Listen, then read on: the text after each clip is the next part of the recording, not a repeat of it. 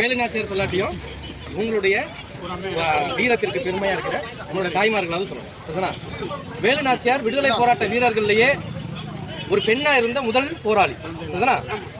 ஒரு பெண்ணா இருந்து விடுதலை போராட்டத்திற்கு போராடின வேலுநாச்சியாருடைய சிறப்பு அம்சங்கள் என்ன? வேலுநாச்சியார் சொல்றேன்.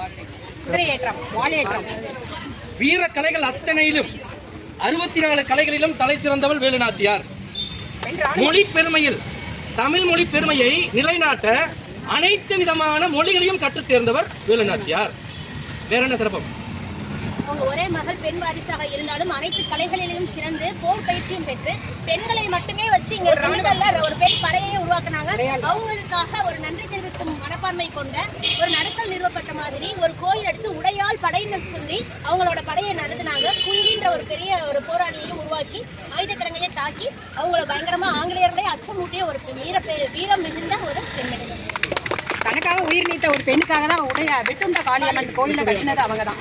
அந்த கோயில அவங்களோட தாலி இருக்கு. அப்போ விடுதலை போராட்டத்துல பெண்களுடைய பங்களிப்பு எந்த அளவுக்கு இருந்தது?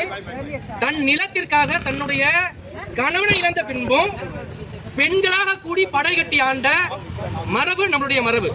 நம்மளுடைய மரபுல என்ன சொல்லுது? வெட்டுடை காளி அப்படின்னு சொல்றது காரணம் என்ன?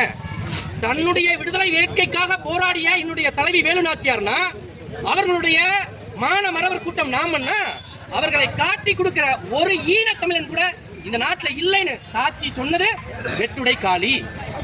அதை நிலைநாட்டுவது வேலுநாச்சியாருடைய வீரம். மொழிப்பன்மை இஸ்லாமியரை தமிழர்களுக்கு எதிராகவும் இந்துக்களுக்கு எதிராகவும் மாற்ற இந்த மதவாத பிளவு சக்திகளுக்கு மத்தியில வேலுநாச்சியாருக்கு உதவியா நின்னது ஹைதர் அலி, திப்பு சுல்தான், கோபாலநாயக்கர். இங்க விடுதலைன்ற நோக்கத்துல தமிழர்கள் அனைவரும் இந்த நிலத்துல ஒற்றுமையா இருந்தோம். அதற்கு அடையாளம் வேலுநாச்சியார். வேலுநாச்சியாருடைய வீரத்தை போற்றாத தமிழினம் சமூக ஒரு நிலையில் இருக்க முடியாது. மத நல்லிணக்கத்தை பேண முடியாது. மத நல்லிணக்கத்திற்கான அடையாளம் வேலுநாச்சியார். சாதிய பாடுபாடுகளுக்கு எதிராக ஒருமைப்படுத்திய ஒற்றுமைக்காக போராடியது வேலுநாச்சியார். பெண்கள்கிட்ட இருந்துதான் வீரம் பிறந்ததுன்னு சொன்னது வேலுநாச்சியார். மொழியில் பாகுபாடு இல்லை, அனைத்து மொழிகளும் சிறந்ததுதான். ஆனால் மொழிகளில் தாய்மொழி தமிழ் மொழி அப்படின்னு நிறுவச்சது வேலுநாச்சியார். இத்தனை பெருமை கொண்ட வேலுநாச்சியாரை மறந்துட்டு வேற யார தூக்கி பிடிக்கணும்? ஏன் இப்ப நீங்க வேலுநாச்சியார் தூக்கி பிடிச்சிருக்கீங்க? பெண் தான் உயிர் சக்தி. இந்த பிரபஞ்சத்தின் பெண் தான் உயிர் சக்தி. அந்த பிரபஞ்சத்தில் பெண் உயிர் சக்தியா இருப்பத வேலுநாச்சியார் வடிவில் காட்டுறோம். இங்க இருக்கிற ஆண்மகன்களும் பெண்களும் உயிர் சக்தியா பெண்கள்கிட்ட இருந்து தான் வர முடியும். அந்த பெண்மையை போற்றதுக்காக வேலுநாச்சியாரை போட்டோம்.